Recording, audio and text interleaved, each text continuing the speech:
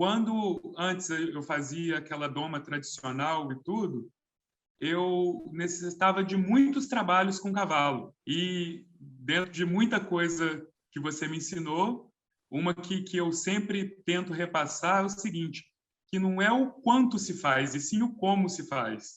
Então, hoje eu trabalho atendendo em propriedades, eu não trago mais cavalo para casa, então eu não tenho convívio direto com eles. Eu consigo, em poucas horas, em poucas sessões e poucas horas, um resultado que antes eu demoraria meses e tendo que conviver com o cavalo todos os dias. Então, assim, eu só consigo hoje atender o número de clientes que eu atendo por conta da metodologia, que é muito simples, muito específica e direta. Não tem que ficar fazendo muita coisa. Boa noite, Guilherme. Muito obrigado por você ter aceitado o nosso convite. É uma satisfação para nós tê-lo aqui com o público da Escola Chamada Cavalo. E eu vou começar pedindo para você se apresentar. Boa noite, Paulo. Primeiramente, quem agradece sou eu e a satisfação é toda minha. Eu sou Guilherme Loures, sou aqui da cidade de Goianá, sou treinador de cavalos. O meu primeiro cavalo que eu domei profissionalmente, eu tinha 12 anos de idade. Eu já tinha antes domado alguns cavalos da fazenda do meu avô, e aí, por conta disso, surgiu uma demanda e eu me aventurei. Comecei brincando, mas estou aí nesse caminho até hoje. Eu te conheci em 2014, quando você foi fazer uma apresentação no Hospital Veterinário Estrada Real. E aí eu me inscrevi para essa palestra de apresentação, e quando eu fui, eu fiquei muito interessado, porque eu já convivia com cavalo e trabalhava com cavalo há um tempo, mas por mais que eu já tivesse feito alguns cursos e alguns treinamentos com bons profissionais e profissionais que me ajudaram muito, quando eu fui na sua palestra, eu recebi muitos porquês das coisas. Então, assim, é normal a gente entender, ver alguns exercícios e tudo, mas não saber o porquê que eles acontecem. E aí, na palestra, só pela sua explanação, eu falei, opa, esse aí é um sujeito que eu preciso escutar mais, esse aí vale muito a pena escutar. E aí, no final da palestra, teve uma lista para fazer participação de um curso de etologia e psicologia equina. Eu me inscrevi nesse curso e, para minha grande satisfação, quando eu fui me apresentar nesse curso, eu relatei que trabalhava em um Aras na época em Piau e que era de Goianá. E aí você falou que tinha parentes, tinha vínculos em Piau e que isso me enche de orgulho e que uma das melhores mãos de rédeas que você tinha conhecido morava em Goianá e se chamava Antônio Carlos. E aí eu me espantei e descobri que era o meu pai. E eu tive a grande satisfação de vocês já serem amigos. E com isso eu ganhei não só um professor, mas um padrinho, né? E sou muito grato por isso. Muito legal, Guilherme. Realmente foi isso mesmo que aconteceu. O seu pai é um cavaleiro extraordinário que eu conheci ainda na juventude e eu era admirador dele, né? Ele acertava cavalos, como se diz na região, dava um polimento, né, técnico no cavalo depois que ele era domado, e eu admirava muito o seu pai como cavaleiro. E quem diria, né, que eu viria a conhecer e poder depois instruir um filho dele, né, que é você. Foi muito legal isso. E diga para nós aí como é que você trabalhava com cavalos, ou como é que era o seu trabalho antes de você conhecer as metodologias de ensino que você acessou depois da nossa relação instrucional. Por meu avô ter fazenda e precisar muito de cavalo nas lidas, eu vim de uma doma mais rústica, mais tradicional, onde a gente já pegava o cavalo chucro, que estava solto no pasto até os 3 anos de idade, e já levava para o curral, encilhava e montava e meio que amansava na brava, vamos dizer assim, né? A gente montava e tirava os pulos, e daí, no trabalho, a gente ia melhorando essa relação com o cavalo, mas através sempre de imposição. não de proposição, que acho que é o grande diferencial, né? E aí, depois que eu acessei a metodologia, o grande divisor de águas, na verdade, foi psicologia e etologia. Quando comecei a entender um pouco de cavalo, foi abrindo, né, muitas cortinas. Hoje, olhando para trás, eu vejo que o principal fator é a confiança do cavalo. Então, assim, como a gente pegava o cavalo meio que na bruta e submetia ele aos exercícios sem uma confiança antes do cavalo, e tudo isso dificultava todo o processo depois. Então, assim, o grande diferencial foi justamente esse. Você fazia a proposta ao cavalo, a sugestão para ele. Eu acho que isso que é o grande diferencial. Você pode dar algum exemplo aí de dificuldade que você enfrentava quando você não utilizava esse procedimento? Quais as consequências negativas que ocorriam no que se refere ao cavalo? Sempre eram cavalos desconfiados, cavalos que estavam tensos. O cavalo não relaxava para fazer as atividades propostas. A grande diferença é igual assim, hoje, no momento, eu estou trabalhando 5 potros, iniciando a doma de 5 potros completamente chucros. E quando eu chego no piquete, eles vêm encontrar comigo. E sem suborno nenhum, não tem ração, não tem nada. Só de eu chegar e assobiar, eles vêm ao meu encontro para trabalhar. Então, eu acho que o trabalho está sendo legal para eles também, né? Se fosse Isso o contrário, eles iriam correr de mim. Criou-se um vínculo, né? Um vínculo de relacionamento que fica evidenciado quando o cavalo nos procura. Como você disse, sem suborná-lo, né? O suborno seria um agrado, né? Uma cenoura, uma rapadura, uma espiga de milho. Tem que bater uma cuia de milho, uma ração, essas coisas assim. Aí você não E tem aí o certeza, cavalo né? vai, mas ele não vai. O cavalo vai, mas não vai por mim, vai pelo alimento, pelo petisco, né? Vamos dizer assim. Exato. O interesse dele é a guloseima, não é? Mas quando você não usa esse artifício, você tem certeza que ele está vindo para te encontrar por sua causa. Muda completamente. Né? Isso é muito interessante e eu tenho constatado isso ao longo das minhas vivências. Mas tem uma outra pergunta que é a seguinte: o que é que fez com que você decidisse se colocar junto a mim como aprendiz? E você, devo dizer aqui, é um dos aprendizes que me acompanham há mais tempo. Né? Então, de 2014 para cá já são 8 anos. Né? Mas o que é que fez você decidir por esse posicionamento, de se colocar ao meu lado como aprendiz, Guilherme? Primeiramente pelo exemplo, né? Porque não é só falar. Através da atitude, através de ver a sua relação com seus cavalos, isso foi me testemunhando que cada vez mais era aquele caminho que eu tinha que seguir, que eu estava no caminho certo. Eu acho que o maior dos motivos é justamente os porquês. Então, assim, vou citar exemplos aqui das modalidades, por exemplo. Se eu chegasse em treinadores de 3 tambores e perguntasse por que você utiliza esse exercício no treinamento de tambor? Eles viravam e falavam assim, porque esse exercício ajuda a virar o tambor. Se fosse um treinador de concurso de marcha, por que a gente usa esse exercício para marcha? Não, porque esse exercício faz o cavalo desempenhar melhor a marcha. E com você não, com você tem os porquês das coisas. Então, eu nunca saí de uma instrução com alguma coisa escura do porquê daquele motivo, seja do exercício, seja do comportamento com o cavalo, do relacionamento para com ele. Sempre tinha um porquê muito bem fundamentado. Eu devo dizer que eu sou privilegiado, né, com a sua atitude de aprendiz, porque eu também aprendo muito com você, né, em vários aspectos. E, principalmente, naqueles 3 que são os fundamentais em um aprendiz, sobretudo nas atividades equestres. Né?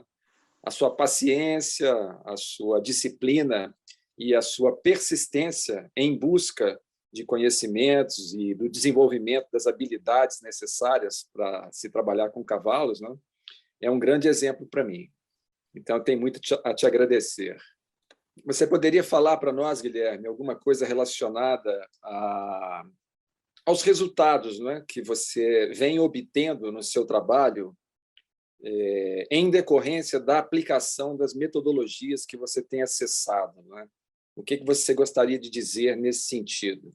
O que mais chama atenção é o seguinte: quando antes eu fazia aquela doma tradicional e tudo, eu necessitava de muitos trabalhos com cavalo. E dentro de muita coisa que você me ensinou, uma que eu sempre tento repassar é o seguinte, que não é o quanto se faz, e sim o como se faz. Então, hoje eu trabalho atendendo em propriedades, eu não trago mais cavalo para casa, então eu não tenho convívio direto com eles. Eu vou para o trabalho só para treinar os cavalos e volto, não faço parte do manejo. E aí eu consigo, em poucas horas, em poucas sessões e poucas horas, um resultado que antes eu demoraria meses e tendo que conviver com o cavalo todos os dias. Então, assim, eu só consigo hoje atender o número de clientes que eu atendo por conta da metodologia, que é muito simples, muito específica e direta. Não tem que ficar fazendo muita coisa.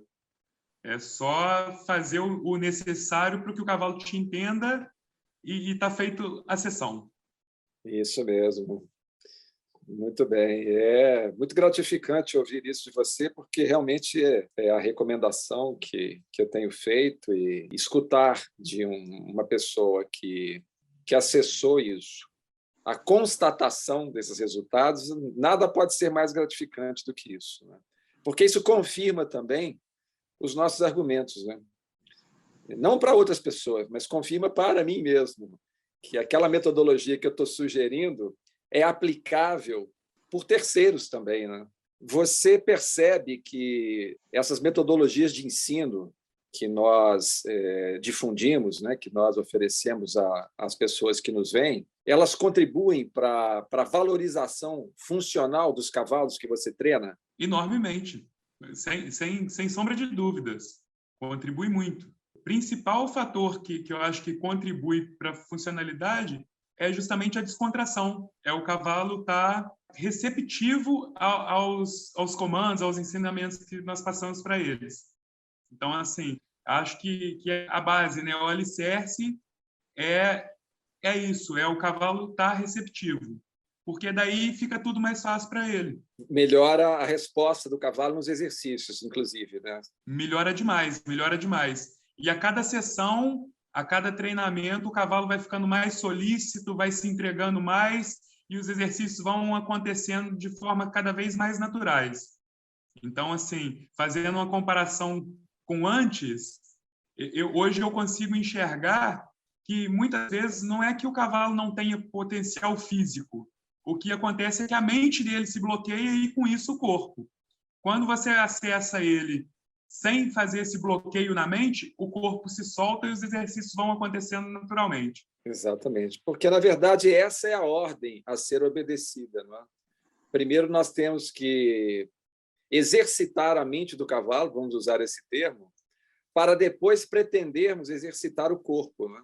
O cavalo tem que se entregar psiquicamente, emocionalmente, e estabelecermos ali uma relação instrucional positiva e dentro também de uma certa hierarquia, ele tem que nos reconhecer ali como líder, né? E se colocar disponível para as sugestões que nós estamos fazendo. A partir daí, agora nós começamos com os exercícios, porque o cavalo já se predispôs àquela sugestão que nós estamos fazendo, né? É isso mesmo. Você acha que os cavalos que são assim treinados, eles valem mais no mercado? Com certeza. Com Por certeza, que motivo? muito mais. Dá para nós aí um exemplo de valorização. Como é que o cavalo valoriza? Como é que ele é valorizado? Em que aspecto ele é valorizado? Então, seguindo essa linha da descontração, da predisposição do cavalo, acho que o que tem maior valor é se tornar um cavalo confiante. Então, assim, independente da modalidade, independente da utilidade do cavalo, é um cavalo que qualquer um que tenha o mínimo de traquejo equestre consegue acessar muito fácil. Então, assim, depois de poucas sessões, eu tenho relatos de clientes conseguirem passear em cavalos que antes eram desconfortáveis por conta de peso excessivo nas rédeas, por conta de ser muito assustadiço. E quando o cavalo já faz esse primeiro dever de casa, essa primeira lição, que é começar a prestar atenção no seu cavaleiro, já tem uma valorização enorme. E sem falar na funcionalidade. Os exercícios fazem com que o cavalo consiga carregar o cavaleiro com muito maior facilidade, sem dores, porque antes ele é trabalhado e ginasticado para que o corpo dele consiga suportar a carga do cavaleiro. Então, são muitos os benefícios. Ótimo, é toda uma preparação, né? Se você me permite, eu vou acrescentar. Você falou que o cavalo se torna confiante e confiável. São duas Exatamente. Coisas diferentes, né? Isso cavalo mesmo. Confiante, porque ele está amparado pela atitude do seu cavaleiro para se tornar confiante, e confiável, porque o cavaleiro agora tem o cavalo como parceiro, e o cavalo reconhece isso. Então, ele fica confiável e confiante. São dois aspectos fundamentais num bom cavalo de sela, né? Estou de acordo com você, estou de pleno acordo com você. Paulo, o treinamento funcional, já escutei isso muitas vezes, é uma academia de ginástica para o cavalo. Então, quais são os fatores que desvalorizam um cavalo de sela?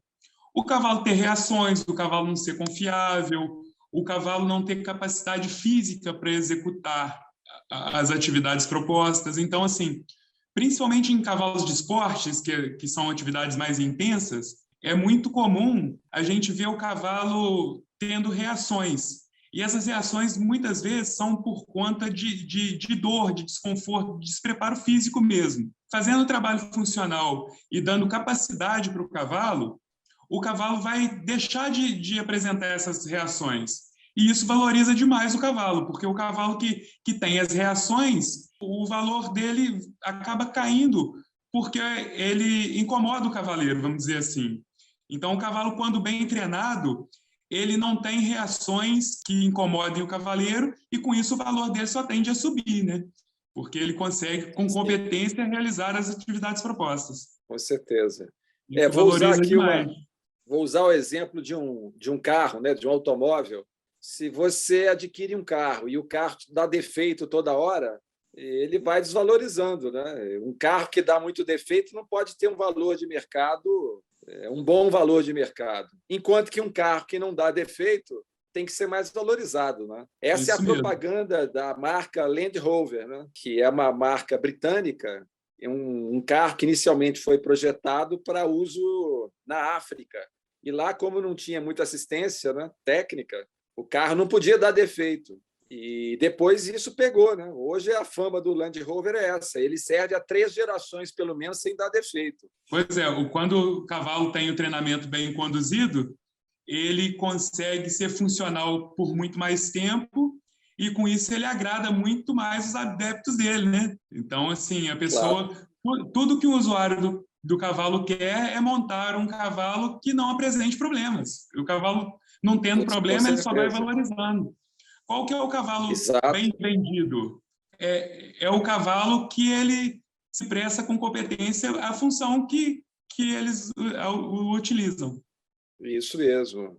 A funcionalidade do cavalo, pelo menos a meu ver, é o aspecto mais importante num cavalo, porque subentende-se que nós vamos utilizar o cavalo para alguma função, para alguma modalidade, não importa qual seja. Então, para que ele seja valorizado em qualquer modalidade, nós precisamos dar a ele competência funcional. E como é que nós damos competência funcional a um cavalo? Através dos processos de manejo e de treinamento. É assim que um cavalo agrega valor funcional, né? Então, eu estou de pleno acordo com você. Eu quero aproveitar a sua presença conosco hoje, Guilherme. Você já leu alguns dos livros que nós escrevemos, e eu queria que você fizesse algum relato aí para os nossos espectadores aqui da escola chamada Cavalo. Eu vou pedir para você comentar o Unizinge, esse livro que foi publicado pela Chiado Editora, né, sediada em Lisboa, Portugal, e trata-se de um romance cavalheiresco de cunho filosófico. Você já leu esse livro, eu acho que até mais vezes, e eu queria que você desse a sua opinião sobre a obra aí, só para ilustrar para nós aqui. Bom, esse livro foi um livro que me marcou muito por diversos motivos, mas o principal, acho que eu posso falar que o principal deles é que ele ensina muito sobre os cavalos, mas ele nos faz refletir muito sobre nós mesmos. Então, assim, quando eu li da primeira vez, eu tive uma visão, e acredito por estar num nível. Quando eu li da segunda vez, as interpretações já foram outras, por já ter mais conhecimentos. Então, ele só acrescenta a cada vez. É aquele negócio, né? A gente, de brinde, ganha os cavalinhos melhores, mas, na verdade, a gente está treinando nós mesmos. A ideia é essa, né? A ideia do conteúdo que foi oferecido é exatamente essa. É um livro que estimula o leitor a reflexões íntimas, né? E ao processo de busca de autoaprimoramento, e, no caso, usando o cavalo como escola, né? E aí, na relação com o cavalo, depois que você lê o livro, que você acessa o conteúdo dele, você para de falar assim, por que esse cavalo está fazendo isso? E começa a se perguntar, o que eu estou fazendo para esse cavalo estar fazendo isso? Então, esse livro, sem dúvida, me ajudou demais nesse quesito. É isso mesmo, porque o cavalo é o nosso espelho, né? Ele reflete as nossas ações sobre ele. Então, uma coisa que diferencia um bom treinador de cavalos é essa perspectiva, ou seja, prestar primeiro atenção a si mesmo e depois ao cavalo. E lembrar que o cavalo está refletindo a nossa condição a todo momento. E essa condição é imutável, ela pode ser modificada sempre por nós mesmos. E aí vem aquela frase, se o seu cavalo está melhorando, é sinal inequívoco de que você está melhorando, né? Essa é a ideia que dá tônica aí ao livro, né? E todas as lições todas as lições de todos os mestres só fazem reforçar isso. Então, Sim. O livro tá sempre nos lembrando disso. Cada mestre é um aprendizado diferente, mas a essência é justamente essa, né? O princípio é o mesmo, né? É o princípio que rege a escola chamada Cavalo. Esse livro, ele traz no mesmo tomo, no mesmo volume, duas partes da obra. A primeira parte é intitulada A Escola Chamada Cavalo, e a segunda, O Livro dos Estereogramas. Mas a obra não termina aí, ela prossegue. A terceira parte já está praticamente acabada e a quarta já está por iniciar. Então, seguiremos adiante com a obra, né? Ansioso. Bom, oi? Ansioso pelo restante. Pois é, que bom. Isso aí me estimula muito, né? Saber que vocês estão aguardando por mim. Não precisa ter dúvida disso, não. Não precisa ter dúvida. Obrigado, Guilherme. Quero te agradecer a participação aqui conosco. Fiquei muito satisfeito por você ter aceito o convite, né? Repito isso para você. Eu tenho certeza que o nosso público também vai fazer proveito da nossa conversa e espero que nós possamos realizar outros diálogos como esse para poder ilustrar o trabalho que nós desenvolvemos juntos, né? E estimular o nosso público no que se refere a essa trajetória, né? Que é árdua, mas é muito satisfatória para nós que somos amantes do cavalo. Quem tem a agradecer aqui, não só por esse bate-papo, pela entrevista, mas por todos os ensinamentos relacionados ao cavalo e fora dele também. eu que só tenho muito a agradecer, nossa, imensamente. Acho que você não consegue fazer ideia da dimensão dessa gratidão, tá? E estou sempre à disposição para o que você precisar. Ô, Guilherme, assim você me emociona, pô. Você é um grande companheiro e me inspira muito a continuar nessa trajetória de homem de cavalo e também de instrutor. Quando aparece um aprendiz como você, eu ganho outro fôlego, renova todo o meu expediente e faz com que os meus empenhos valham a pena. Eu que tenho a te agradecer, viu? Muito obrigado. Eu não acredito que seja isso tudo, não, mas muito obrigado. Ok. Então, vamos encerrar por aqui. Uma boa noite para você e até breve. Até. Boa noite.